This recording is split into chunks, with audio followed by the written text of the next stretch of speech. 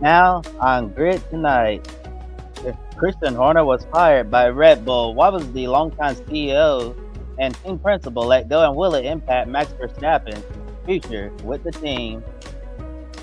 Former Formula One steward Tim May running for president of the FIA. Does he have what it takes to defeat the incumbent? Team Penske will have a new leader in IndyCar. Does Jonathan Dogood have the potential to fill Tim Cindric's shoes? And hello to all of our viewers here watching the United States and around the world. Welcome to Grid Tonight, your weekly motorsports news program. And the intro was a little louder than usual because StreamYard has updated. So we'll be working through those kinks for the next few weeks. I'm Kobe Lambert, and with me are Joshua Birch from JB Motorsports, and welcome back Matt White from Grid Endurance Performance Index. We encourage you all to interact with us in the chat room, support us through Super Chat, and visit gridnetworktv.com for our latest content. And before we get started, I also want to say in my area, we're about to get a very bad thunderstorm, 400 lightning strikes per minute. So I may disappear at some point during the show, but if I do, Josh and Matt will carry on with the show. And I guess what that says, let's get the show started. Josh, with a major bombshell that dropped this morning. Let me take you through it as well. I, Dolly Parton style, tumble out of bed, pick my phone up and go, whoa, baby! The first news story I see is Jenny Gal saying huge news dropping. And then the next text that comes through is the email from Red Bull that Christian Horner sacked. Wow. Good evening, guys. I've dressed for the occasion, repping the Red Bull. I think it's only fair. And where is it? Number 11, Sergio Perez. Unfairly treated, many would say. So, are you sitting comfortably? Then we shall begin. After a 20-year run with Red Bull Racing, Christian Horner's time as CEO and team principal has come to an abrupt end, effective immediately, as he was fired this morning. The timing of this news comes as a huge shock before the Formula One summer break in August, as Red Bull has decided to make a change now instead of waiting until the end of the month or even the end of the season. In 2 decades under Horner's leadership, Red Bull achieved massive accomplishments and became a powerhouse team in Formula One. Horner led Red Bull in 405 Grand Prix races, 287 podiums, 107 poles, 124 wins, 8 Drivers' World Championships, and 6 Constructors' World Championships. Despite all of that success, things have started to go downhill last year at Red Bull. The team lost renowned engineer Adrian Newey to Aston Martin, who left the team shortly after Horner's sexual harassment scandal, which he survived. But during the 2024 season, despite Max Verstappen holding on for his 4th title, the Red Bull car started to take a step back in performance as the team lost the constructors to McLaren. In 2025, Red Bull doesn't have the same pace they've had in recent years, as Verstappen has wrestled the car to a couple of race victories at Suzuka and Imola, along with 5 podiums up to this point. Meanwhile, his teammate Yuki Tsunoda is basically drowning in the second Red Bull car and can't seem to do anything with it, similar to Liam Lawson's short stint in the car and the end of Sergio Perez's tenure with the team. Plus, there's also been a long-rumoured feud involving Horner and Jos Verstappen. The latest rumours of the two men getting into a heated discussion at Silverstone only days before Horner got sacked. Now, when you include many questions surrounding Max's future with the team, there have been too many distractions this year. According to Thomas Mahar from Planet F1, Horner wasn't the only person that Red Bull fired. Mahar reports that the Chief Marketing Officer, Oliver Hughes, and the Group Director of Communications, Paul Smith, were also let go. With Horner out of the picture, Red Bull have announced that Laurent Mekies will receive a promotion from the Visa Cash App Racing Bulls team and replace Horner as the CEO and team principal. On the other hand, Recarb's racing director, Alan Permain, will get promoted to team principal and replace Red Bull-bound Mekies. Laurent's statement says, over the last year and a half, it's been an absolute privilege to lead the Visa Cash App Racing Bulls, and I would like to thank all of the talented people both in Faenza and Milton Keynes. Looking to the future, I'm excited to be taking on the role of CEO and team principal of Oracle Red Bull Racing, one of the most successful and dynamic teams in the sport. It's an honour to be part of this group and brilliant people that embody the Red Bull spirit. Together, we will achieve great results, building on the incredible legacy left by Christian Horner during his 2 decades in charge. Sky Sports F1 secured video footage of Horner saying goodbye to the staff members at the Red Bull factory earlier today. In the video, Horner he was informed yesterday by Red Bull that operationally he would no longer be involved with the team or business moving forward. He added that this came as a big shock to him and wanted to be there to address the team one final time before getting emotional at the end. And the factory gave him a huge round of applause. The photo taken there by Clive Rose from Getty Images. Christian Horner has released a statement on Instagram saying, after an incredible journey of 20 years together, it's with a heavy heart that today I say goodbye to the team I have absolutely loved.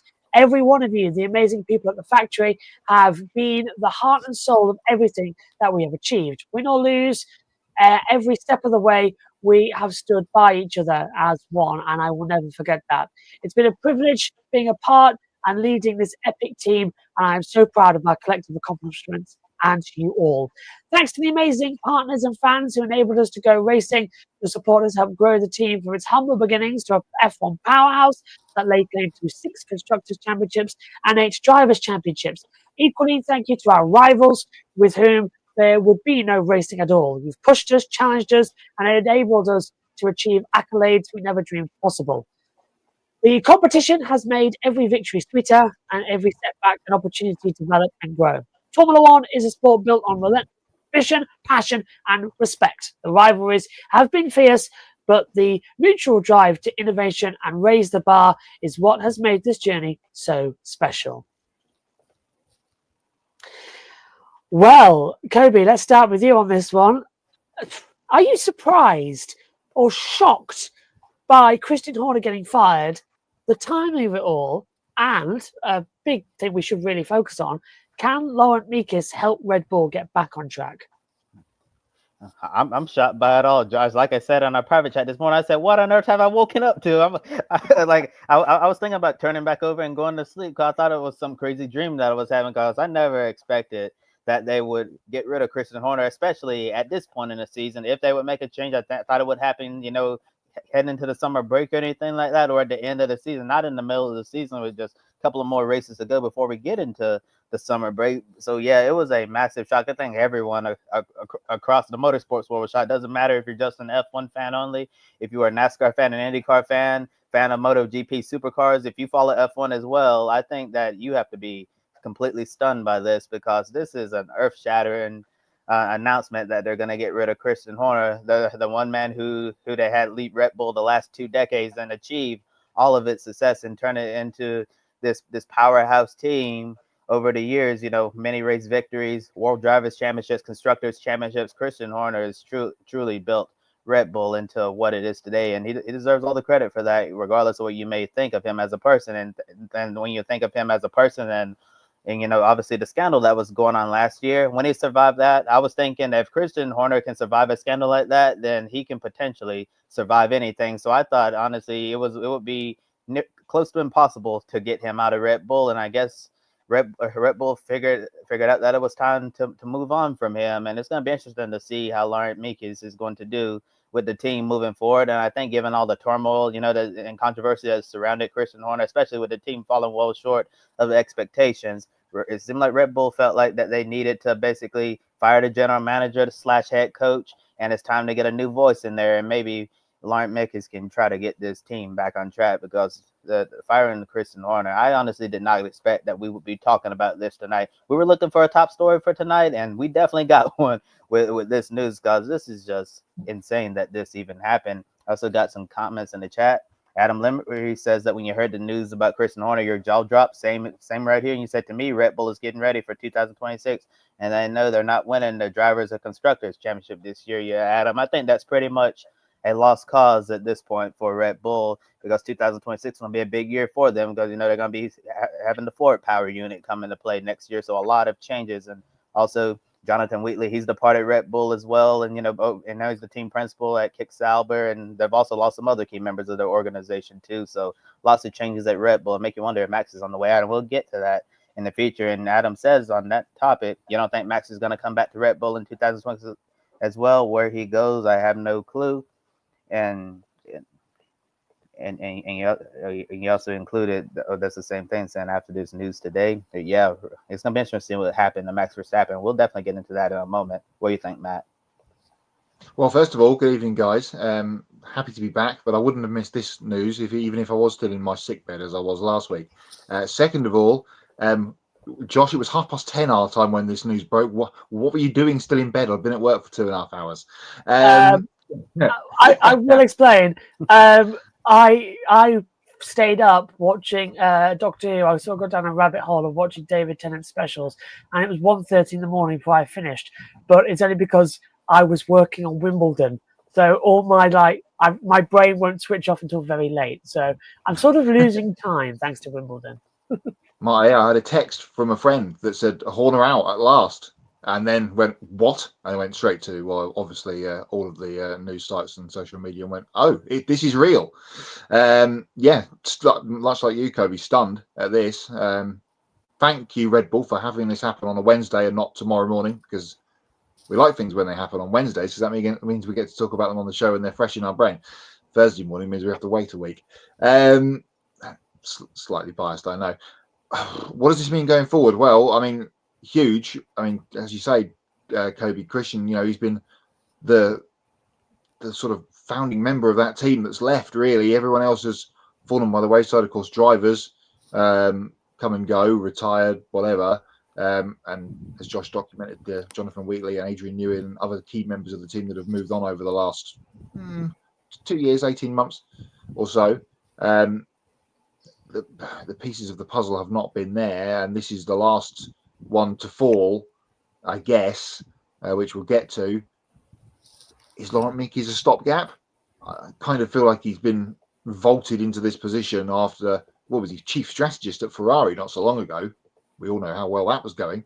And now he finds himself at the most successful team, really, over the last period of Formula One. As the team principal. So massive shake-up. I had thought if I wasn't at work today, I could have gone down to the factory, because Crofty and Craig Slater were there from Sky. Oh, yeah. And there would have been people down there. I was only 10 minutes away. I wish I'm really feeling not too well, and gone down and stood outside the factory for a couple of hours the late morning this afternoon. That would have been fun. But yeah, huge news. Spices up this mini break that we've got for F1 with a couple of weeks off before, is it Hungary, isn't it, next, I feel like. So, yeah, really does throw a cat amongst the pigeons in terms of silly season land, and we're not even talking about drivers. No, we're not. It's team principals as well. Hello, Matthew. So just up to say welcome back to Facebook. Well, we're back on after Streamlabs have updated itself. Yeah, look, I don't think I woke up in time thanks to that. I won't be doing that again tonight because I've got things to do. I'm a tired boy. Wimbledon for 2 weeks is hard. No, what was I going to say? Laurent Mekies, what was it? It started at Arrows, then went to Minardi, then that became Toro Rosso, left Toro Rosso and joined the FIA for about 4 years, left that, joined Ferrari, and then got fired from that, and then went to what was AlphaTauri, now Racing Bulls. So he's sort of done a full circle back to the Red Bull family. But no, I still can't believe he's team principal. You can go back on this very show a couple of years, and I'm taking the mickey out of him for the strategy decisions, and he's now team principal at Red Bull. Slightly pinching myself about that. That's a bit weird. What next? Danica Patrick's taking over from Crofty for a Grand Prix weekend? I don't know. Now, I got him in somewhere. Still was playing bingo. So, with Horner out the door, it makes you wonder if Verstappen is going to be the next one on the way out. Now, on last week's show, we discussed the growing rumours of Verstappen and Mercedes engaged in talks. about potentially joining them as soon as next season. Now, plus the possibility that if Verstappen comes to Mercedes, they're likely to keep Kimi Antonelli and drop George Russell for the 2026 driver lineup. However, the path to getting Verstappen to Mercedes is going to be an uphill battle because his exit clause in Red Bull contract would only activate his lower than fourth in the Drivers' Championship by the time the summer break arrives. Otherwise, Mercedes would have to pay over $100 million to buy out his Red Bull contract. Now, with Red Bull's star driver flirting with another team, who appears to be the only driver in the world who can get results with their car, it leaves some thinking that the firing of Horner was a move to appease Verstappen's camp and convince him to stay. However, both Red Bull drivers have posted on social media responding to today's news. First up, we can take a look as well on our screen. I hope so. There we go. Yuki Tsunoda, and it's saying, "Thank you, Christian, for all the support you've given me this year. It's been amazing to see what you've built at Red Bull Racing, and thank you for making me part of that. I've learned a lot, and I'm grateful for everything." Max Verstappen said, "From my first race win to 4 World Championships, we have shared incredible success, winning memorable races and breaking countless records. Thank you for everything, Christian." Just quickly as well, Matt, as well, coming to you on this one. Before I ask you this question, can you just give us the list of drivers who declined to comment? Well, all of the drivers that have been mid-seasonally moved or sacked from Red Bull: Scott Speed, Sebastian Bourdais, Sebastian Buemi, Jaime Alguersuari, Pierre Gasly, Brendan Hartley, Daniel Kvyat, Danny Rick. There's more. Liam Alex Albon, Liam Lawson. Yeah, I've run out of fingers. Yes, all of the Red Bull drivers that have been moved would have seen this news this morning and gone, now you see how I feel. It is ironic they've done it mid-season. It's the perfect justice. Isn't it just? So since you weren't on the show last week, though, I want to get your thoughts on Verstappen having talks with Mercedes. And also, do you believe that the Horner firing will make Verstappen more likely to stay or go to another team? Quickly before we get to that, this is the first day in the life of Kimi Antonelli where Christian Horner is not the team boss at Red Bull. Oh, what an amazing stat that is. And tomorrow will be day number 2. Max. Well, George Russell was talking up his stock. Of course he was at the weekend. Didn't have a great Grand Prix. We'll talk about that perhaps in Odds and Knots later on. With much to talk about from the Grand Prix at the weekend. But he was talking up his stocks on Friday that, you know, things are good in his world in terms of contract talks and stuff are progressing, and he was quite confident that he was going to stay. I've said for quite a while, especially after Lewis left, they need to keep one linchpin of the 2 drivers there. They put so much time and money into George. You think back through all the Williams days, they picked him up as a junior when he was in F3, F2, whatever it was, when he was at ART. They brought him all the way through. He's been kind of in the Toto land of Mercedes. It's been George, because of course Lewis was already there, with Ross Brawn and Nicky Lauda and such back at the very beginning. So George has been Toto's guy as such in that respect, and I didn't feel like moving him aside was really the optics of it would have been not great. But if Max Verstappen's on the market, then I guess you have to talk to him, and there has been some talk that they have talked, Toto and Max, over this last little while. What does today do in terms of changing all of that? Well, there was another report from the weekend that Jos, Max's dad, and Christian again had some heated exchanges at Silverstone over the weekend in the paddock, which was spotted by a few people. Maybe, you know, that's just got something to do with it. I think this was my first go-to this morning after seeing it and going, "Wow, oh my goodness!" Was, well, Max is staying then, because surely to the terms of the Verstappen, what do you want in your next contract? And of course, Max's contract is up at the end of the season. Well, I'll stay if Christian goes. And all of the turmoil that's happened since pre-Bahrain last year with the text message scandal, the WhatsApp Christian Horner scandal, felt like there was always going to be a butting of heads between them.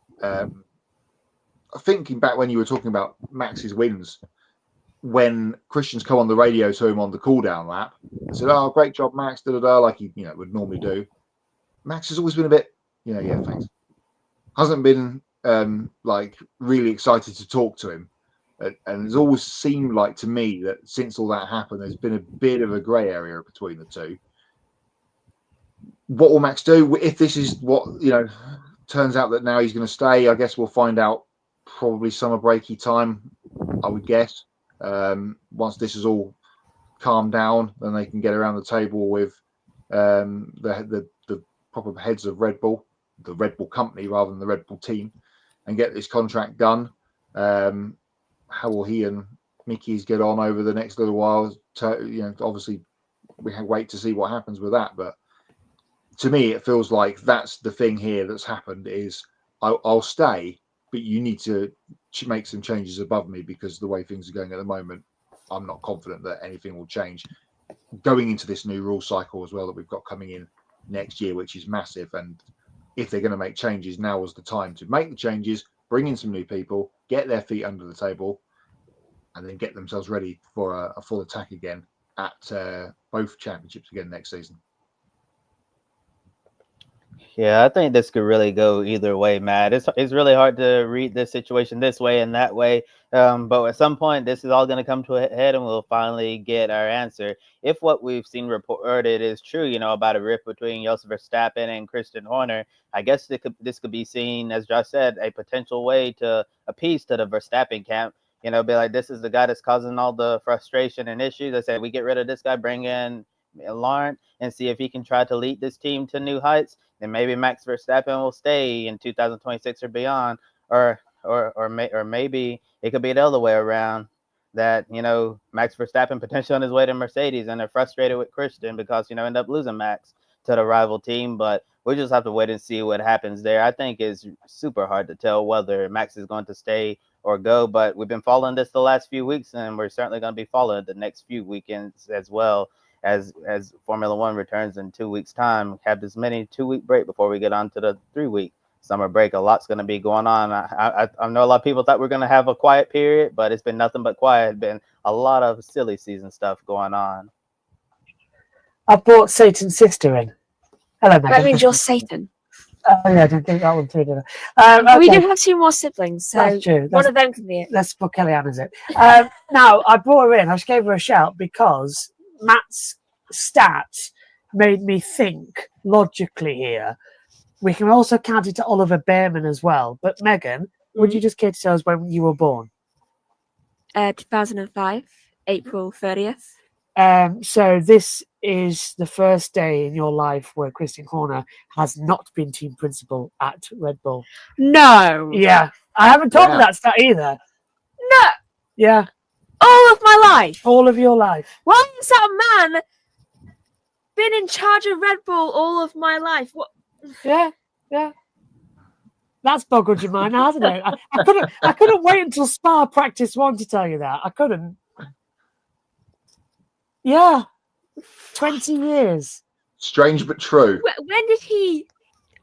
January the 1st, 2005. That's when Red Bull became a team, and he was team principal then. Jeez. Yeah. And your thoughts on him being fired?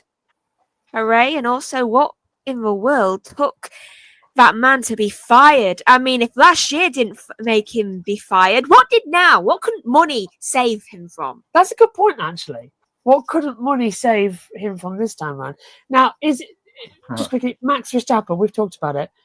Would he go to Mercedes, or do you see this as a... I think now that Christian's gone, he is more likely to stay at Red Bull. But if he wants to go, is it Mercedes or Aston?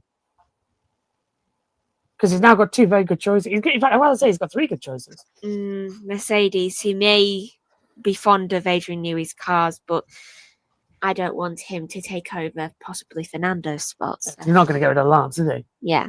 Yeah. Okay. Thank you, Megan. Well, just stay there for a minute before I read out this next little bit in the second story. And then that's you a can lot. No, it's not that too bad actually as well. Former F1 steward Tim Mayer has decided to run for the. I love how you just talked about it. I'm sorry, but You really are not going back, are you, tonight as well with the stewarding, are you? No, okay, fair. Former F1 steward Tim Mayer has decided to run for president of the FIA and challenge incumbent Mohammed Ben Sulayem after Carlos Sainz Sr. decided not to enter the race. Last November, Mayer, the son of McLaren founder Teddy Mayer, was let go from his position and was allegedly fired by Sulayem over text message. Before last weekend's British Grand Prix at Silverstone, Mayer officially launched his presidential campaign in front of a banner that said FIA Forward. Now, when asked about his decision to run, Mayer insisted that it wasn't personal or out of revenge against Sulayem. I was going to think revenge. I was going to think that. But more so his concern about his current leadership and the state of the FIA. Mayer spent 15 years as an F1 steward before he got sacked and has past experience working in IndyCar and IMSA. He accused his opponent, Sulayem, of not fulfilling his campaign promises he made to get elected president of the FIA in December 2021. Whilst admitting that Sulayem had very good ideas, like listening to small FIA member clubs, being a non-executive president and being transparent, as well. Mayer added that the incumbent hasn't delivered on any of those promises and believes that Sulayem's first term in office has been a reign of terror. In an article from The Guardian, here's what Sulayem said. The link to the full article is in the video description below. It appears on the screen. In response, Ben Sulayem said, "I feel for people, comma, brackets, who say this. They are disconnected from the FIA. He, Mayer, has worked as a steward. A steward doesn't mean you're an insider of the FIA. You're not staff. I have other things to do. I am really busy. I am not going to fall into this way of campaigning where I answer someone. He is free to say whatever he wants." Now, in a quote, "But the FIA is bigger than me, bigger than anyone. It's not about the media. One thing is very clear. It is the members who vote. It's not anyone who is here to have a vote. It's them. If they decide they want me or they want X, Y, Z, it's up to them. And I know that whatever I've been doing is good for the members. I've been very straight with them." Okay, let's wait for the General Assembly and let's see if they will get me out then. They will have the power to get me out. It's about the members. And when I see them smiling, maybe I don't know, maybe they're smiling truly or not, but it's their decision. Read that something out of something I saw this German chap say in the 1940s on that one. I have 3 things to say on this. Do you want to go last on that one, or do you want to go last? Can I quickly go first, because then I can leave? All right, come back up to camera, then Megan can leave, and then we'll throw it to Kevin. Go on. Well, go on. 3 things to say, and then I'll ask the guys a question. Okay. 1, I'm pretty sure people would take Jos Verstappen as president rather than him. 2, if the stewards aren't staff, then how could he fire him? And 3, the stewarding ever since he was fired has been inconsistent and pathetic. Do you want a full-time job on the show? I mean, I'm sure we'll love Thank to have you you and on. good night. Thank you. Good night. So, yeah, it's good night for her. Okay, Matt, coming to you on this one. With the possibility of F1 returning to V8s, have I jumped a question? I have. What are your initial thoughts on Tim Mayer launching his FIA presidential campaign, and what does he need to do to defeat Sulayem? Bear in mind that we might need some magic mushrooms from Mario. Well, I thought it was lovely that it was launched on Independence Day. Classy touch. On Friday. What does he need to do to defeat? Well, I'll come back to that in a second. Well, he's got to get votes. He's got to go round the members, as you've just been talking about there, and get the votes and do the rounds. He's going to be a busy boy between now and the end of the year, when the General Assembly and the vote is going to be. The grid tonight stands with Tim Mayer. You know our stance on MBS over the last however long. We've documented pretty much everything that's happened on this show, and if you've missed any of them, go back and see them over the last however long it's been. If you can just put, Kobe, if you can just pull that quote back up, please. Can I just pull some thank you, bits from this? As Megan said, he doesn't. He has worked for the FIA. See, I could be an insider for Penning's Accident Repair because that's who I work for. I'm not, because I've not got nothing to say. But you know, where was the other one that made me chuckle? If they decide they want me, or they want X, Y, and Z. It's up to them and the bags of money that I've given them to vote for me. Redacted. Yeah, it's going to be an interesting run-in. I feel like it might get dirty between MBS Camp A and Tim Mayer Camp B between now and through the autumn. But yeah, at least now, because it looked for a little while, didn't it? Because we had the Susie Wolf thing, that's gone away. There was some other stuff, Robert Reed and others perhaps in the frame for things that all went quiet. And we talked about it, I think 2 or 3 weeks ago. It was like, oh, it's going to be uncontested here, 4 more years, etc. of MBS. And thankfully, someone has come out of the darkness and gone, no, we will not stand for this. And it's Tim Mayer, which is excellent to see. Yes, it's about time we had someone enter the race and challenge MBS for FIA president. I don't know how the result will go, but it's really refreshing to see that Tim Mayer has a campaign slogan ready to go. FIA forward, try to move the FIA forward, because a lot of people argue that under MBS that it's been mostly FIA backwards. Yeah, and as he's taken control over many different departments of the FIA in a way that we've never seen an FIA president do, and just a whole bunch of other things that have upset a lot of people, from bickering with drivers about swearing, and focus on stuff that really have no true meaning at the end of the day. And it just feels like it's just been, just a whole bunch of nonsense going on with the FIA. And now Tim Mayer is trying to, be the alternative voice, saying, "Hey guys, we're gonna have a campaign, that's gonna be focused on, listening to people and, basically trying to get the FIA back to what it used to be." Because as we talked on the show before, when Jean Todt was the FIA president, you really heard it from him at all, and you really heard any true negative things about the FIA like we've heard under Mohammed Ben Sulayem. So if we can get back to a sense of normalcy under a potential FIA president, Tim Mayer, I think that everything would be a-okay, but it's certainly not going to be easy, because we only have a few months into the election. Tim is getting into it kind of late here, so he has to make up a lot of ground, but he's going to be traveling. He's going to be, selling his message to all these member clubs and see if he can earn their votes. And I remember reading something yet last night about this, saying that I believe 36 member clubs have already signed a letter of support for MBS, and Tim Mayer basically came back and said that they were pressured to do that or else. And he's saying that's not democracy, that's not the way it should be, that you should be that both candidates should be able to essentially talk to the voters, and then at the end of the day on election night, we'll count all the votes. And if you want change, you vote Tim Mayer, and if you want more of the same, you can vote MBS. And at the end of the day, it's up to the voters to decide who's the best man for the job here to be the next president of the FIA, whether it's a continuation of MBS or new ideas with Tim Mayer. It's going to be interesting to see what happens in this race moving forward.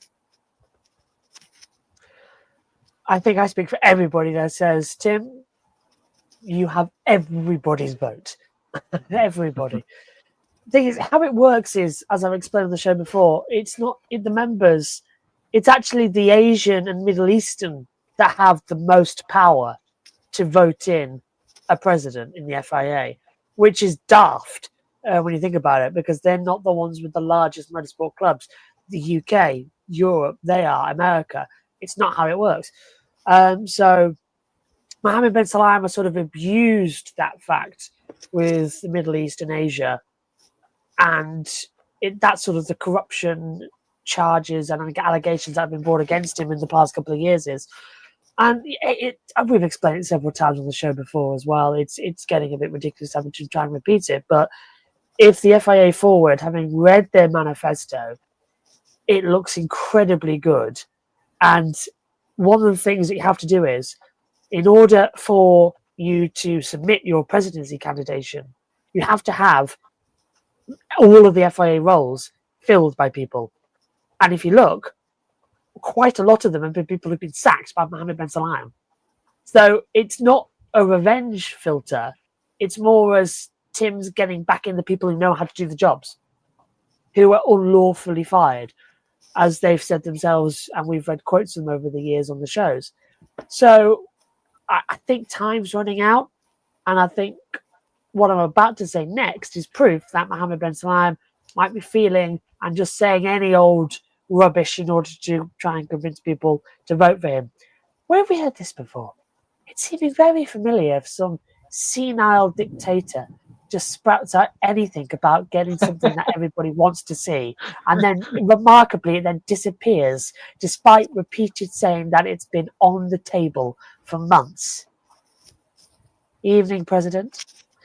So, during the British Grand Prix weekend, the current FIA president spoke to the media about the possibility of Formula One returning to the loud, screaming V8 engines with fully sustainable fuel by 2029. Now, he said this needs to happen soon and get a cheaper power unit, since the ones we're using now are very expensive, and thinks it's correct from a business standpoint, since many of the manufacturers already use V8s in their road cars. Now, in addition, he mentioned the possibility of an additional 12th team and expanding the grid to 24 cars, with the team potentially coming from China. Now, apparently, Sulayem also feels that we need to prioritise grid expansion over more races to the F1 schedule. The link to all of this is in the ESPN article in the video description below. Right, okay.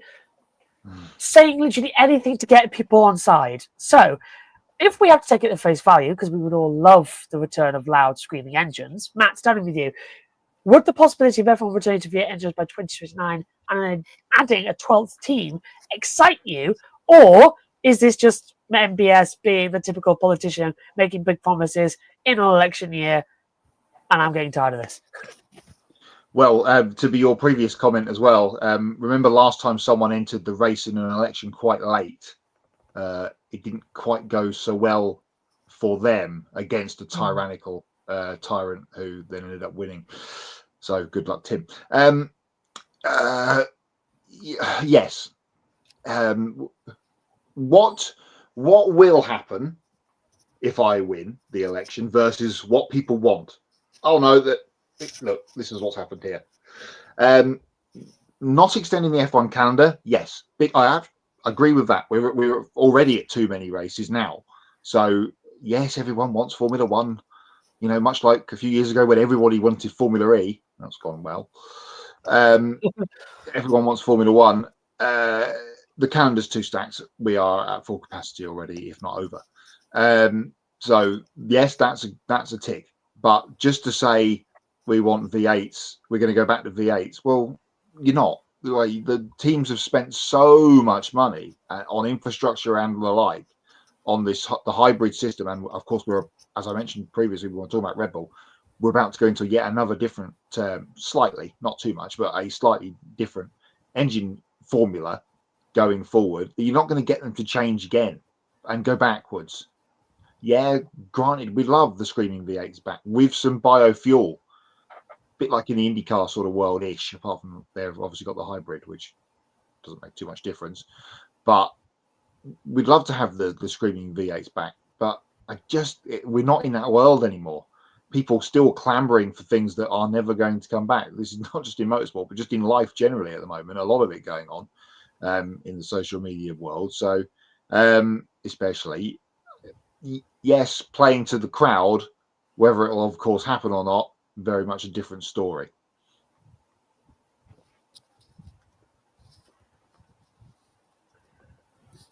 Sorry about that. The weather's messing up with the signal here, so hopefully we'll be able to get through this without any more issues here. But getting back to what you were just talking about, Matt, yes, in theory, it would be great to have the V8 engines back in Formula One. I remember when I first started watching Formula One, it was really nice to hear the scream of the cars roaring down the straights and all of that. But as you were saying, MBS, just typical politician here, just trying to make promises and win votes. It's honestly nothing more than that. Unfortunately, it's really nice in theory, thinking about the return to V8 engines or even a 12th team on the grid in the future. We're really nice. Really like to see the grid back up to 24 cars, which would be really exciting. When I first started watching F1, we had 24 cars on the grid, and it was fantastic because we don't have enough seats for all of the talent that we have right now, of drivers who could potentially be in Formula One. I think the chances of having a 12th team are probably much greater than having the return of V8 engines. But I really see this as MBS just trying to say great things so people will vote for him. I've been in the generation of at the circuit where I've heard these engines, they are loud. They go past you. You feel it in your bones. They are quite loud engines. But they're not stick your fingers in the ears loud. And I think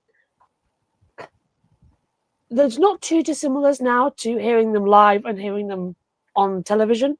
They do quite a good job of keeping the audio level at the right level. So they're just as loud. But I must admit, when all of them are screaming past you and firing up, it is so loud. And I could not handle the V8s or the V10s. But this is also somebody who would love to see them back from a fan's point of view, because every time there's a V8 or V10 on track, everybody just stops and listens and loves it. So, yes, obviously we want them back. But we also now live in a world where there is noise pollution limits in countries like Singapore as well. Silverstone has them now as well. You can't go above a certain decibel. And the V8s were causing issues. That's one of the reasons we changed them, was because we couldn't have so many street races. So I doubt with as many street races now on the calendar for Formula One, it would actually be legal in some of those countries. I mean, certainly in Baku, it's not allowed. And I'll tell you why for a reason in a second. So we would have to lose that race from the calendar, because the vibration caused by the cars at such a high decibel would cause damage to the castle section. The vibration from it as well. Having 20 thumping V8s or V10s going by would cause damage. And that's why, we have to reduce it. So you have to take several races off the calendar. We won't be able to race in certainly Las Vegas, I would assume, as another reason. So, yeah, it's stupid. It's daft. They're just saying it.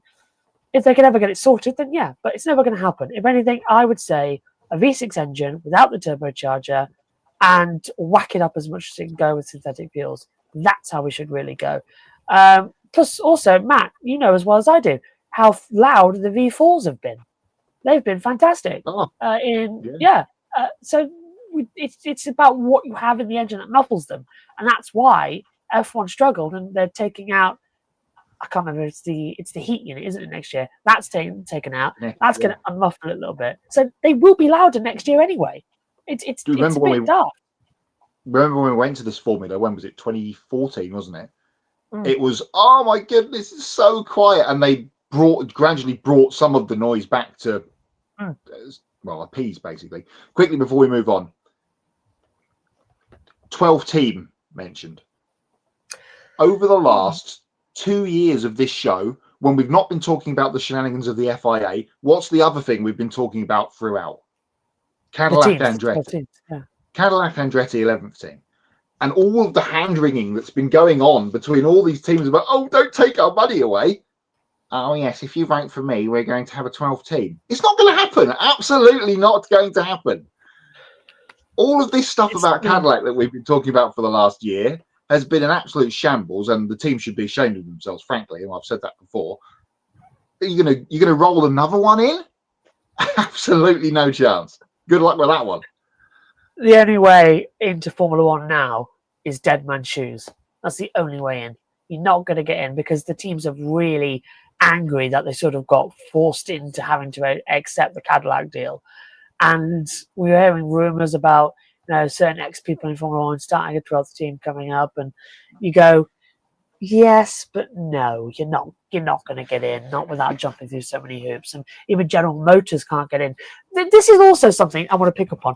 So you're telling me that you've just secured General Motors to come in as an engine supplier in 2028. They're going to have to spend the next 2 seasons developing a power unit engine only to scrap it a year later for a V8 engine in 2029. It's ludicrous. It is so stupid, because then General Motors will go, all right, bye. Audi have spent. We are actually starting to see with what's going to come later in our hot and not with Hulkenberg that they've actually got a fantastic team with Bortoletto and Hulkenberg and the guys and girls behind the scenes. They've got something cooking. And if Audi come in, how much money they've spent on Formula One in the past couple of years, they're not going to be happy just to scrap everything they've built and done for nothing. It's so stupid. And it's just, it grates on me. And it's the sign of desperation, isn't it? But then again, as we've seen with certain elections recently, the desperation will lead the gullible people. So, yeah, it's going to be a bit of a on the nose, isn't it? Should we get to some more sackings as well? It's been a month and year of sackings, hasn't it? Let's move on to IndyCar and moving away, because since firing key members of its IndyCar leadership team after the Indianapolis 500 qualifying, Team Penske recently announced a new leadership structure. It's a day for this, isn't it? So after Joseph Newgarden and Will Power's cars failed inspection at Indy, Roger Penske fired Team President Tim Cindric, Managing Director Ron Wazinski, and General Manager Kyle Moyer. Now, in the races that followed, the greatest spectacle in racing, the team has had people in place on an interim basis as their on-track performance has disappointed post-Indy 500. Now, Jonathan Duguid, who has been serving as the managing director for Porsche Penske Motorsport in IMSA and WEC, has been promoted to team president to oversee both of Team Penske's IndyCar and sports car team racing programs. Now, in addition, another member of Penske's sports car team, Travis Law, becomes the competition director. Now, under the leadership of Duguid and Law, Porsche Penske Motorsport has won the Rolex 24 at Daytona twice, the 12 Hours of Sebring, and swept both prototype championships last year, winning the 2024 GTP and Hypercar championships in less than 3 seasons. Now, while the IndyCar and sports car programs get new leadership, the team's NASCAR program will remain unchanged. Now, Duguid said that being trusted by Roger Penske to lead these teams is a great honor. And after working for the captain for the last 2 decades, he understands what the Penske name means to the motorsport world. He added that his best way of showing appreciation for this honor is to ensure that the success continues well into the future. The graphic courtesy there of Team Penske. It's a month for reorganization, isn't it? And Kobe, starting with you, can Jonathan Duguid... Okay, that's ironic. That's fantastic, by the way. Great questioning there. Can Jonathan Duguid and Travis Law help Team Penske's IndyCar program return to being the team to beat every week while maintaining success in the sports car racing? And I'm going to quickly write that down for a good joke in our IndyCar broadcast this weekend at Iowa.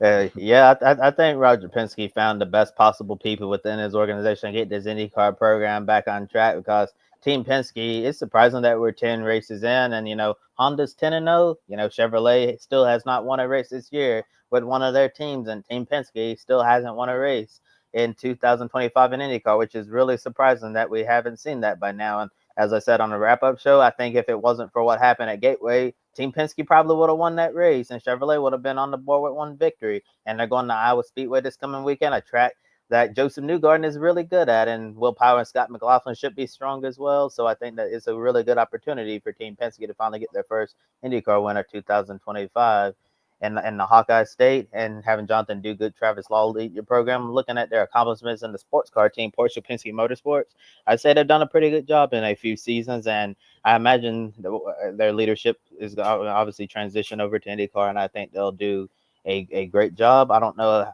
how quickly they can change things and try to get them back on track. But like I said on wrap up, I think it'll be really important for them to try to just build chemistry and some momentum heading into 2026 and really hit the ground running there, because this year, especially for Joseph Newgarden championship wise, that's really over by now, because Newgarden, out of all of the 3 Penske drivers, is just having an absolutely dismal season. So I think that while across the board they want to try to get this program back to being more competitive and fully executing races, I think they need to really work with that number 2 team and get Joseph Newgarden back on track more than all. But I think it very well could happen this weekend, and I don't really think the sports car program is going to suffer at all from this. I think that they're gonna work hard, identify what some of the issues are, and do their best to try to get back to being Penske perfect in the NTT IndyCar Series. But I gotta admit, Jonathan Duguid has a lot of big shoes to fill of Tim Cindric, because Tim Cindric was Roger Penske's right-hand man for many years, and now Jonathan Duguid, he's been within the organization at Penske for many years as well, and now he's gonna have to be Roger Penske's new right-hand man, and we'll see if he can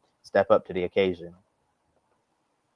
Yeah, big shoes to fill indeed, and good luck to them. They've got a lot of work to do on the IndyCar side, haven't they? As you documented, Kobe, it's been a real struggle outside of Newgarden's 500 wins the last couple of years, especially this season in the championship. It's just been a hell for that number 2 team. Every turn, there's been an issue or a crash or a breakdown or something going wrong. Scotty Mack's not had the best years, been a bit up and down.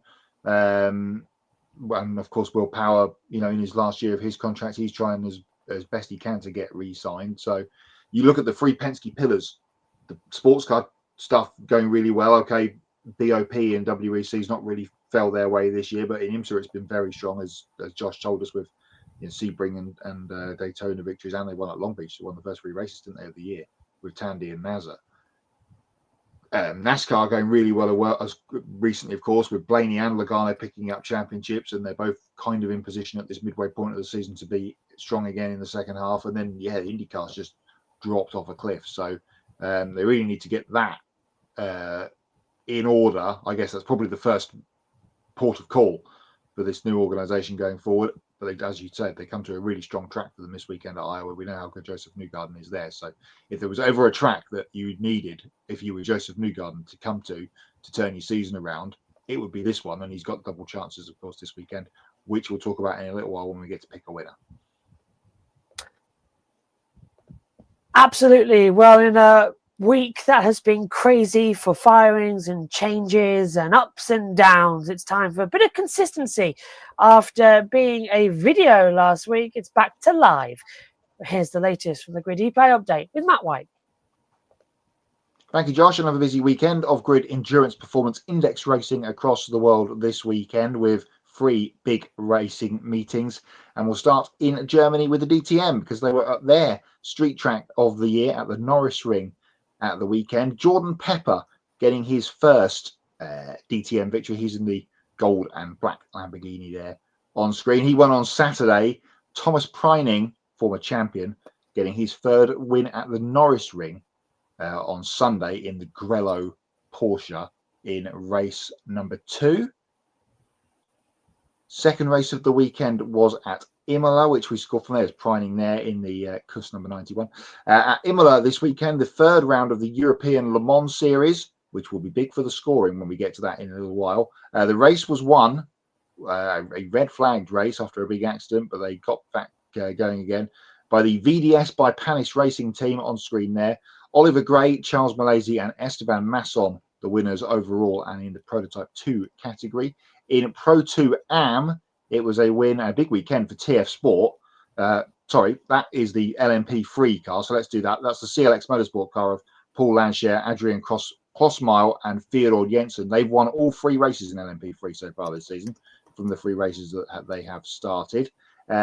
Big weekend for TF Sport. They won in 2 categories over the weekend, with the AO car coming in to win in Pro-Am P2.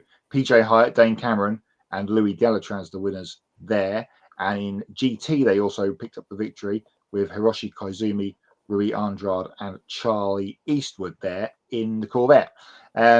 Last race of the weekend to tell you about was at Paul Ricard, the latest round of the Creventic 24-hour series, a 12-hour race won by those 4 gentlemen on screen for Proton Hubert competition: Klaus Backler, Manuel Lauck, Jorge Drislow and Mark Wallenwein, the winners on the weekend for Porsche. That's the races that were this weekend. Here is the point standings, and I mentioned that ELMS will be big in terms of the standings. Well, Jamie Chadwick and Matthias Joubert only finished 11th at the weekend at Imola, and that means they dropped completely out of the top 10 of the Grid Endurance Performance Index through week 15. Antonio Giovinazzi continues to lead, and he's been in the news this week because he signed a contract extension with Ferrari in the WEC. That was announced yesterday. Ahead of the 2 Japanese Super GT Championship leaders and last year's champions, Kenta Yamashita and Shu Tsubi. Oliver Gray, the winner at the weekend at Imola, slides himself into 4th position, and one of his teammates, Esteban Masson, makes it into the top 10 there in 9th. Another massive weekend, the second busiest weekend of EPI action to come this weekend. There's the top 50, and Jamie Chadwick and Matthias Joubert, who were joint second last week, and now joint 21st with for their season so far. Poor score at the weekend. Here's what's coming up this weekend. IMSA is back. They're at above the borderline. They're in Canada at CTMP this weekend, with LMP2 being the headline category. The World Endurance Championship is back its first race since Le Mans. They're in Brazil at Interlagos, we have British GT at Snetterton for 2 sprint races. GT World Challenge Asia is at Fuji Speedway, and the ADAC GT Masters it has its standalone round away from the DTM. They're at the Nürburgring this weekend, supporting the FIA European Truck Racing Championship. So that is 9 races to tell you about in this slot next week, the second busiest weekend of the EPI for 2025. Can Antonio Giovinazzi hold on? He's in action, of course, in the WEC this weekend as Ferrari try to continue their strong run of things in the WEC. Bring you all the results from the races and an updated look at the score in the EPI slot for week 16 on next week's Grid Tonight. If Kobe's still with us through Storm, he's got more headlines from the week. Yeah, I'm still here. So I guess I'll get on with the rest of our headlines for this week. Aston Martin Racing F1 reserve driver Felipe Drugovich will make his debut in the ABB FIA Formula E World Championship this weekend in Berlin. Drugovich will replace Nick de Vries of Mahindra Racing because of a scheduling conflict, with de Vries driving for Toyota Gazoo Racing in Brazil for the FIA World Endurance Championship 6 hours of Sao Paulo to prepare for the Berlin doubleheader weekend. Drugovich recently tested the Formula E car in Spain. However, Drugovich has little Formula E experience entering the weekend because he previously drove in 2 rookie test sessions at Tempelhof Airport Street Circuit in the past and set in the quickest lap time in those sessions. Drugovich says Formula E has been around for a while, and he's excited about the opportunity to compete with one of the standout teams in the electric racing series, photo courtesy of Mahindra Racing. And after winning the last 2 NASCAR Xfinity Series races at Dover Motor Speedway, Ryan Truex will get a chance to win 3 in a row. While he won't be driving for Joe Gibbs Racing this time around, he'll be in the number 24 Toyota for Sam Hunt Racing. His most recent race with the team was the season opener at Daytona, where he finished 17th. Being a New Jersey native, the New Jersey State Police will sponsor him for the race at his home track. Team owner Sam Hunt said Truex brings so much experience, knowledge to the team, and can't wait to get to work at the Monster Mile, photo courtesy of Sam Hunt Racing. And now it ends with some sad news. A key businessman and driver on the racing scene in Australia and New Zealand, Tim Miles, passed away after a cycling accident. In 2004, he was a co-founder of Tasman Motorsport and later became a co-owner of 888 Race Engineering before selling his stake to Tony Quinn in 2021. Miles has competed in Porsche Carrera Cup Australia and GT World Challenge Australia as a driver. While running his Miles Advisory Partners company through his business, Miles was a key figure in the sale of supercars to Archer Capital back in 2011, and then brokered a second sale of supercars to Racing Australia Consolidated Enterprise in 2021. He supported quite a number of drivers over the years, and most recently supported the careers of current Porsche factory driver Matt Campbell and supercars driver Jackson Evans. And less than a month before his death, Miles got to fulfill one of his longtime dreams of racing at Le Mans. He competed in the Ford Mustang Invitational race and ran a livery, honoring longtime family friend Rob Malcaray.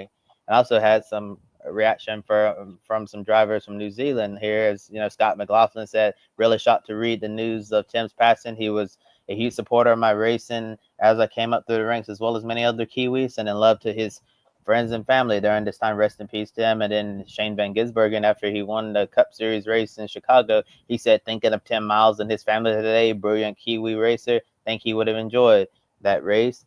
And then Hunter Malcaray, who's driven an IndyCar before and races in sports cars, he said, I was so lucky to have you in my life. You were my friend, uncle, mentor, sounding board, even Formula Ford teammate. Above all, you were my second dad that was always there for me when I needed you. So I'm so grateful for all the fun we had, the bike rides with you and Trace. And I actually didn't see some profanity on there, but we'll go with that. Our times racing together, all of our holidays and our chats with a couple of Coronas and bottles of red sprinkled in. You were the best storyteller, always the most entertaining and fun bloke in the room, and would always give me the best advice when I needed it. You taught me to dream big because life is what you make it. Also, when a door of opportunity isn't open, sometimes you need to run through it with a smile.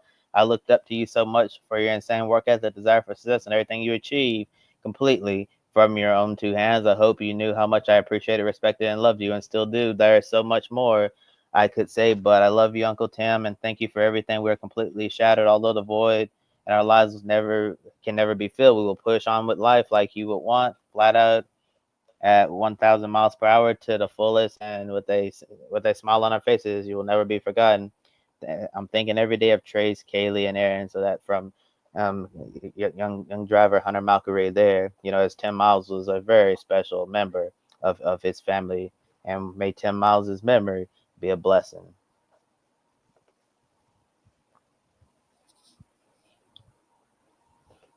And now I'm going to turn it over to Matt for everyone's favorite game, pick a winner.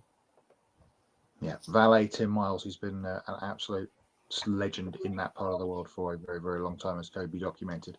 Pick a winner continues this weekend, and the standings have had a little bit of shake-up over the last couple of weeks with me not being on. And as you can see, Kobe now is at the top by 1 point, clear of the dual mat attack of Mr. B and myself. 4 points separate the four of us. We've kind of stretched ourselves away from Tanner and the rest. Josh is up into the top 10 in 9th on 14, ahead of Kiska, which is always handy to beat the Grid Network dog. Pretty embarrassing if you're below the dog in the pick a winner standings. Honestly, people, get a grip. Use the hashtag pick a winner on the Grid Network TV social media, of course, to get your picks in for a hugely busy weekend. And we're going to start the pick rollout here with MotoGP, because they're back after their little couple of weeks off, and they're at the Saxon Ring this weekend for the German Grand Prix, and he will win it in a wheelie bin if he needs to. Marc Marquez, my pick for both races this weekend, without a shadow of a doubt, and especially for the sprint. Kobe? We already know Kiska's going to get another point there since she's picking Marc Marquez for every sprint and Grand Prix this season, and I have to go with Marc Marquez as well. I can't really see anyone stopping him at the moment. You make it unanimous, Josh? Yeah, he's king of the ring, and this place is undefeated, especially with Alex not 100% declared fit to race, and Bagnaia having about as much luck as that bike as well as I would riding my push bike. No, it's not. He's not going to do it, and it's going to be Mark all weekend long. We're in for a boring weekend, so don't bother tuning into the MotoGP. Tune into the next one that we're going to pick a winner for, because that could be critical. Yeah, a couple of big MotoGP races coming up over the next few weeks before their summer break kicks in, and Saxon Ring this weekend. Also in Germany, because calendar clash is a brilliant thing, Formula E is back for a double header at Berlin Tempelhof. So we're going to pick the Saturday race here, and I'm going to continue to go with Ollie Rowland, because he just seems to be there or thereabouts every single week for that Nissan team, and looking pretty much odds on for the championship. Kobe, who are you going with? I'm going to go with a surprise here. Give me Jean-Eric Berg. Oh, that is a surprise. Well, I'm going to go with Ollie Rowland, because if he wins it, he's champion. Yeah, it's his first time he could wrap it up 4 races for the end of the season. So Ollie Rowland could be champion this weekend. So if you must watch Formula E this weekend, it will be a championship decider. Rowland always goes well here, and it's going to be an energy-saving race again. But it is a double header, so I think race 1 has pit boost. Interesting. We'll keep an eye out for that then over the weekend. We talked a little bit of supercars earlier with the Tim Miles stuff. They are back this weekend for the Townsville round on the streets up in tropical North Queensland. 3 races this weekend, a race on Friday, as well as 2 races across the Saturday and Sunday portion of the weekend. We're going to pick races 1 and 2 here. I'm going to stick with the same guy for both of them, and that is Mr. Brock Feeney, my pick for races 1 and 2 at TSB. Kobe? Yeah, I have to agree with you. I think Brock Feeney is going to get race 1 and race 2 at Townsville. Seem like this guy is unstoppable right now in supercars with the momentum that he has, while the teammate, Will Brown is, been struggling compared to Brock this year, struggling in the Max's B. I think the Triple Eight was going to look at Will's chassis, see if there was anything they could do to try to, get him closer to Brock in performance. But until they figure out those issues, I think Brock is a safe pick. Yeah, I'm going with your safe pick and your suggestions, guys, as ever. You've helped me out here and focus the mind with suggestions. Brock's been looking really strong as well, and it's Townsville. I love this place. It always makes it a good, exciting race. Yeah, really does pull out a good race at Townsville, and the Red Bull cars go well there. Not that we're trying to influence anyone else to pick the same people as us, because we want to be higher up the leaderboard than you. The last one on the list for us to do on the show tonight is the IMSA round at Canadian Tire Motorsports Park. We roll IMSA in to pick a winner throughout the season. And it is an LMP2 race headline, as I mentioned earlier in the Grid EPI update. We have 1, 2, 3, 4, 6, 7, 8, 9, 10, 11, 12 cars on the entry list in LMP2 this weekend for the 2-hour and 40-minute race at CTMP. I am going to go with the TDS Racing number 11. Kobe read the Hunter McElroy statement about Tim Miles. He is in that car with Stephen Thomas. I think it'll be a very, very good story if Hunter and Stephen can get a victory on Sunday afternoon.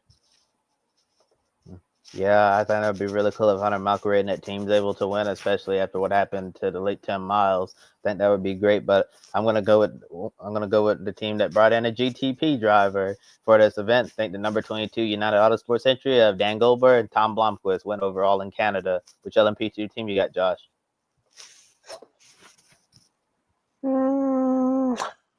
I don't know yet. I don't know. I'm gonna have to wait because it's such a weird one to go into it, and I need more time. I'll look over because I think I'm calling some of the race. If I'm not very much mistaken, if I've been put down for that, so I'll come back to you on that one. Get your selections in. Use the hashtag pick a winner across all the social media. I'm sure the post will be up via Joe tomorrow with that leaderboard, which Kobe is still at the top of. There's still 100 points available from here to the end of the year, so you can get yourself very much up in the top 10 if it stays the same. Here is Adam's selection. He's going Marc Marquez as well for both races at the Saxon Ring, Ollie Rowland, Brock Feeney, and the TDS number 11. So he's gone exactly the same as me. Great minds think alike and all that. Get your picker winners in using the hashtag pick a winner. Don't forget to add on that also, which the guys will pick across the weekend shows, I'm guessing, will be the 2 IndyCar races at Iowa and NASCAR, which is at Sonoma on Sunday. We all know. Oh, well, they're easy. We all know who we're going to pick for probably all 3 of those races too. So it could be a high-scoring picker winner weekend this weekend. Much like Josh, it was a high weekend for hots and for nots.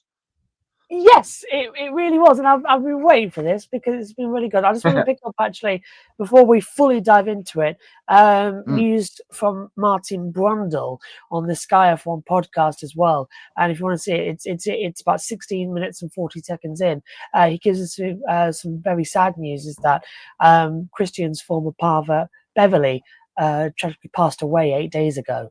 So he's really been through to hell and back, and they've got a young daughter as well. So thoughts with family and friends there as well on that front. So I don't know if that's played a part in anything as well, but certainly he had to go through Silverstone with that in his mind as well, which is never a good thing. And I would have expected some bereavement leave. So I don't know. It's all getting complicated, this story, isn't it, with Red Bull?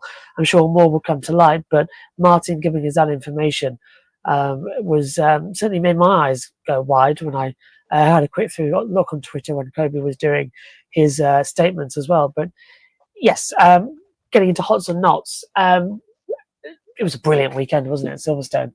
I think that's our ultimate hot, Matt, because it's so perfectly timed, Silverstone, in the season where it's slap bang in the middle, and it just rotates the championship every time we go. It's fantastic for giving us the perfect swap up. Nobody expected Piastri to get the penalty. Nobody expected Max to spin. Nobody expected a Hulkenberg podium. Even Lance Stroll was doing well. I mean, it was a classic. So well done, Silverstone. But I think we both know what our golden hot is, and I think you should take it. It's your segment. Oh, yeah, thank you. Yeah, brilliant weekend as always at Silverstone. I didn't get to watch it till Monday night, knowing the top 3, but how the top 3 came to be. Obviously, I didn't know until I'd watched the race back. And yeah, to see Nico Hulkenberg finally, after, was it 239 races, to finally get on the podium. Just, yeah, the Sauber team going crazy in Parc Fermé. Him forgetting to bring his helmet up to the cool-down room, and he was assisted by Lando Norris, I thought was a nice touch. He wasn't quite sure what to do or what to say, but just for a guy that's been around forever and was winning races in A1GP in season 2 at ease for Team Germany and helped them to the championship. Did the same in GP2, remember, in that year, the 1 year he did in GP2, just he breezed to the championship. Le Mans winner. He's done a lot of things, but he's never really had a great car in F1. Between his early stint at Sauber, all the Force India / Racing Point stuff, whatever team name they were under at the time. Renault. Yeah. I've forgotten about all the Renault days because they just weren't very good. Well, yeah, he was good at Williams, and of course, probably should have won that. Was it 2011 Brazilian Grand Prix when he and Lewis got together at the top of turn 1 in the rain? 11 or 12, I can't remember Yeah, which year. 12, yeah, he was in contention there. Yeah, just fabulous Could've won it. for him to finally get on the podium at the weekend. And as you mentioned earlier, Sauber just every few weeks at the moment. Bortoleto did well a couple of weeks ago. Was it Austria? Didn't he? Did really well. Didn't have a great weekend this weekend, granted, but yeah, Sauber, the coming team at the moment, the form team, you would say, in F1 at the moment, outside of McLaren. I'm just having a think actually, because I haven't got when I read out the standings. Oh God, the new F1 website is horrendous to use. I do not like it. Let's have a look. Yeah, I thought so. Just let me read this out to you. McLaren 460 points, Ferrari 222, Mercedes 210, and then you get Red Bull on 172. And then all of a sudden, the teams that were at the back last year, you've got Williams on 59 and Sauber on 41. They're 5th and 6th in the constructors. And then you've got Racing Bulls on 36 level with Aston Martin, Haas on 29 and Alpine on 19. It's an insane. Just what is happening with Williams and Sauber? Sauber are just as impressive as Williams this year. And Hulk's been in Q3 twice. Bortoleto got through to Q3 in Austria. They are now competitive. And this is why I hate we're changing the rules. I mean, I'm glad we are because the cars are too large. But every time we get to the end of the rule cycle, everybody converges. I don't know what the hell McLaren's done in order to jump forward. That still boggles my mind of how they've done it. But everybody else is closing back up again. So it's fantastic. And I'm very much excited for 2026 because everybody's been working on this for a long time. And Audi coming in, Williams with more funding. It's teasing. It's teasing to be good. And it's going to be like cotton candy. It's going to be fantastically sweet. Just like 2001, we're going to have someone come out of nowhere and do a brawn, which is it could be very exciting. What else? While we're talking Silverstone, what do we think about the Piastri penalty? I thought 10 seconds was harsh. I thought 10 seconds was harsh. When I first saw it, I said in commentary, it was Verstappen. I called it, Verstappen's overtaken him under the safety car. Verstappen could get the 4 penalty points. But then when I saw it on board with Oscar, I thought, no, he's done that. He's done that on purpose. And then I remember what he did in the safety car restart in Spain. He did exactly the same coming into turn 10. Braked heavily, everybody else backed up behind him. Got a warning for it, not penalty. So he did it again, and that's why he got the harsh penalty, because it wasn't just Max that had to avoid him. He had a tail-on effect. Hulkenberg nearly hit Alonso. Stroll nearly whacked into somebody as well, and the entire field was bunched up halfway down a hanger straight where you couldn't see anything. Because when the safety car came in, the spray was still heavy. And this was the second safety car. That's what led to the Hadjar Antonelli accident, wasn't it, at Cops? Was on that restart. The race should have been red flagged. Let's get this straight right now. That race should have been red flagged. I can see why, but it was not the question of the amount of water that was on the circuit. It was the visibility. That's where it's dangerous. The race should have been stopped because the sun was coming out, so the water would have evaporated quite quickly. But there should have been a red flag there and a little hold, like we had earlier in the day for Formula 3. Yeah, or just continue the safety car period for a couple more laps. Perhaps. Yes, I thought 10 seconds was harsh. Considering that's exactly the same penalty that Max got for using his vehicle as a weapon against George Russell in Spain. Yeah, it was a bit weird, wasn't it? There's no probably should have been 5 seconds. Tricky at Silverstone, especially. They try to avoid using drive-through penalties at Silverstone because you get such an advantage coming into the pits. So that 10 seconds he lost, it didn't actually do a thing, did it? Because not really. It's an 18-second pit lane. Yeah, because you cut out the last 2 corners. There was something else as well I wanted to pick up on. Megan said it in the commentary in the weekend. The stewarding was poor all weekend long. I mean, in the F2, we had Mini penalised for being forced off the track. He got the penalty. That's like, really? What? Yeah, he got forced off the circuit, came back on, and I can't remember who it was. I think it was Marty, lost his front wing. And Marty had forced him off the track, but Mini got the penalty. I was like, what? So that was a bit ridiculous. The call for the red flag in Formula 3 was very, very late. considering that it just literally lashed it down very similar to how it did in the race. So I was surprised there wasn't a stoppage, actually, because the weather was similar. But yeah, the whole weekend felt a bit like nobody knew what they were doing from the FIA stewards room. So that was a bit of a worry. Maybe we need some change at the top. Oh no, hang on a minute. Yeah. Plenty of that. I'm trying to think what else was over the Other weekend. pots, and I tweeted this or blue skied it, whatever. 2 words from the weekend: Kevin Hansen, the biggest rallycross save of all time at Holliers.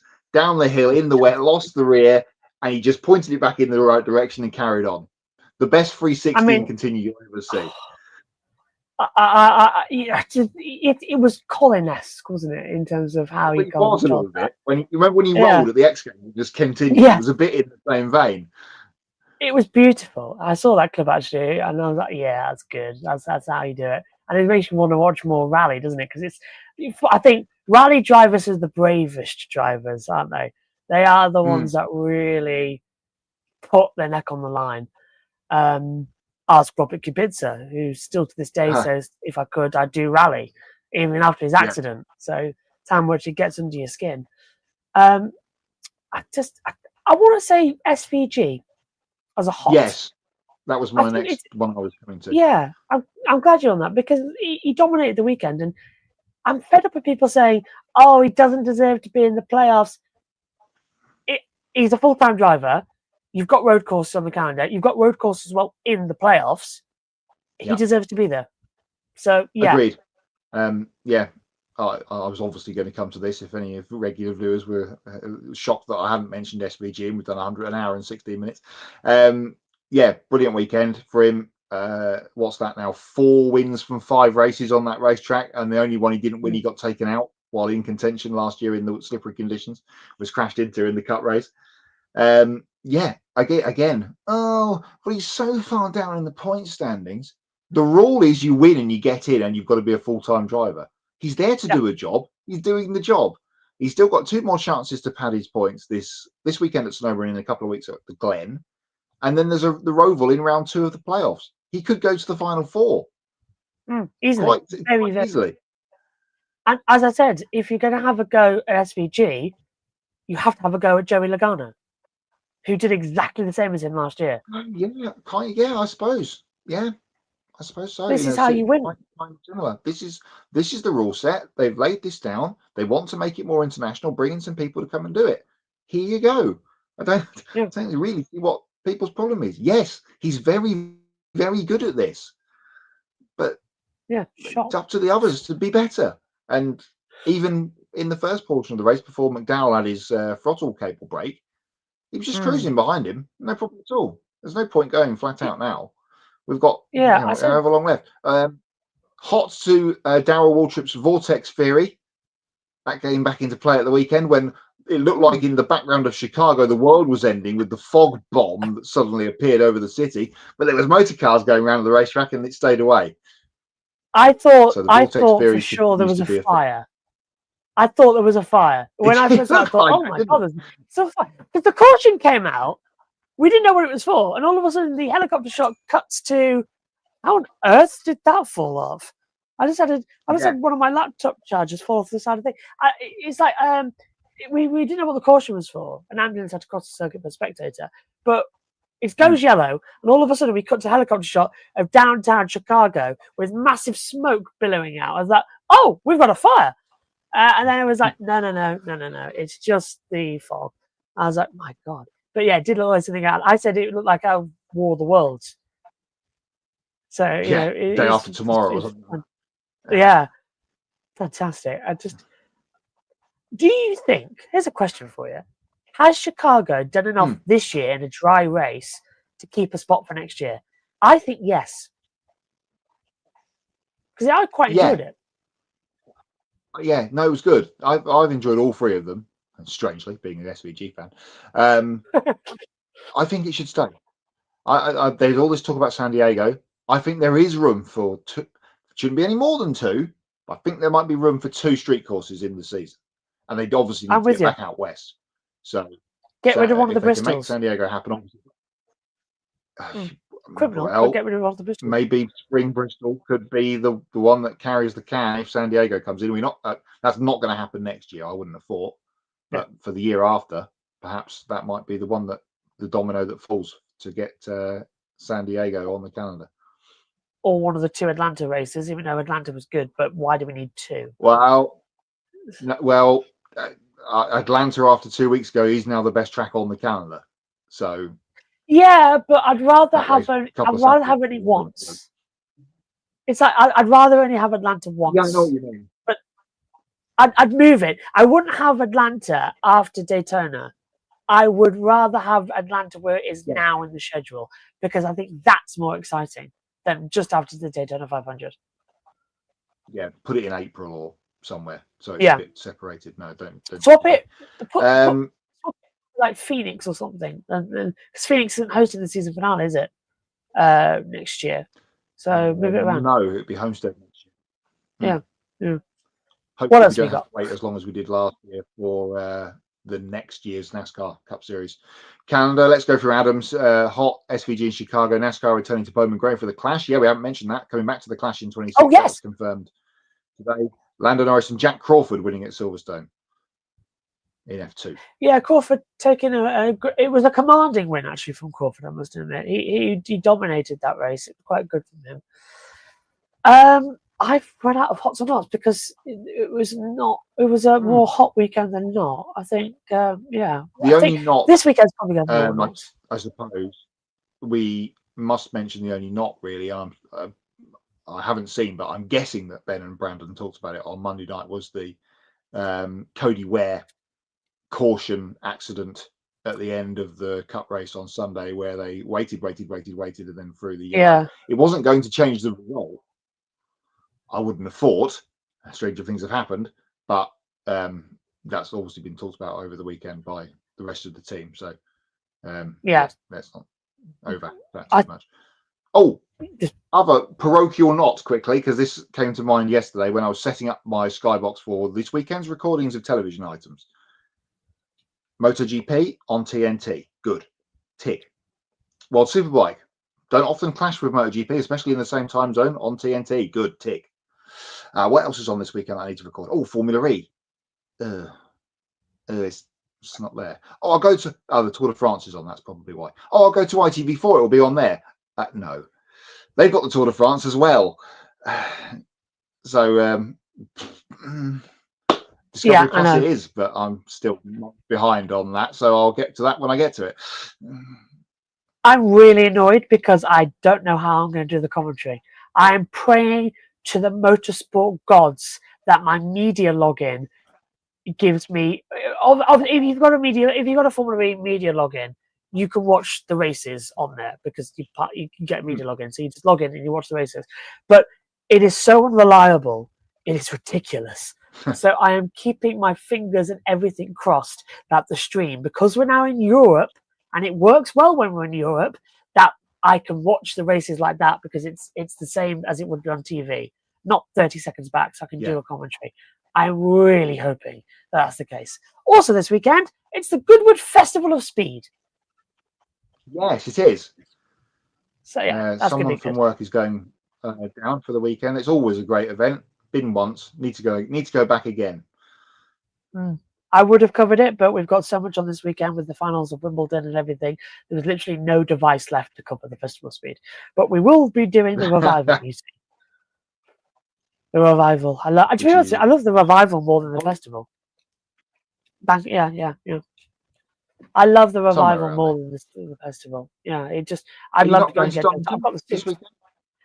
I am not going to Donington, no, because of the amount of things we've got going on, and I would be the only one there.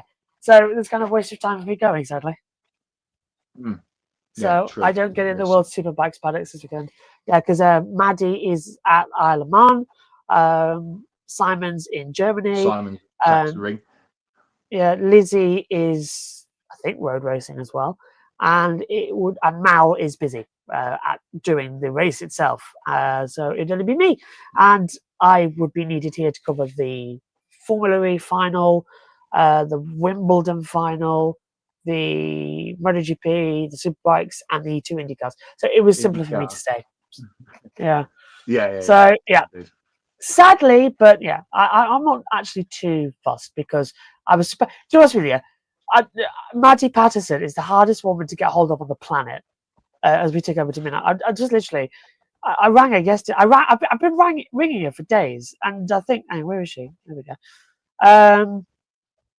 I texted her on Saturday about, yeah, I'm not going and all this. She said, come down, Alaman, for a few days. And I said, all right, I'll ring you tomorrow. Rang her tomorrow, said, in a meeting, call back soon. So rang her on Tuesday. She said, literally just started a race, call you tomorrow in about an hour. You can't get hold of her for anything. She's always running around. But yeah, a little bit of a holiday, probably either Isle of Man. So that'd be nice. But yeah, rather than that than a Donington race. Indeed. I think we're clear of any more things. So we are. Let's take it home. No, we've run out. I was going to say, well, we haven't talked about the film, the F1 film, because it wasn't on last. I haven't seen it. Oh, there you go. Then we're running over. So let's we'll hold that for another show. I'm going to see it on Tuesday next week, so we can talk about it on Wednesday next week. Oh, good. Yeah, my plan to get it watched well in advance of last week's show. Then I wasn't on anyway because I was ill. Yeah. So I got caught up with Wimbledon, so I've not had time to go yet, and it's really annoying because now when I go see it, I don't think anyone's going to be in the cinema. So that's actually might be beneficial. That. Yeah, I'll take Megan, obviously.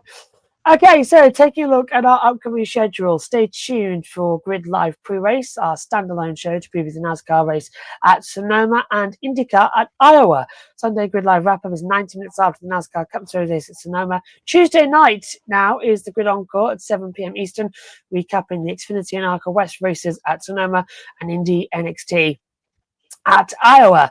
Now the show moves to Tuesday night with Ben travelling back from the West Coast as well. Please do continue to subscribe to our YouTube channel. Thank you very much for helping us reach 1,600 subscribers. And now we're inching closer to our next milestone of 2,000 subscribers. You can hit the bell icon to get notifications so you'll always know when we go on the air, and follow all of our social media platforms and visit gridnetworktv.com. You take 5 minutes to invest in the Grid Network through Patreon. You join Colin, Mark, Deshelle, Robin, David and Matthew who invest each month in the Grid Network. And we encourage you to join these fine folks, help us keep us on the air. And once we hit $500 per month, we can afford to send our team to the track more often and continue growing our media outlet. And all of that is in the video description below. And if you want to make a one-time donation, you can click on the Buy Me a Coffee link, get your name on the board, and invest as much as you want. And consider buying a specific on-air personality cup of coffee, and I will thank you on the air.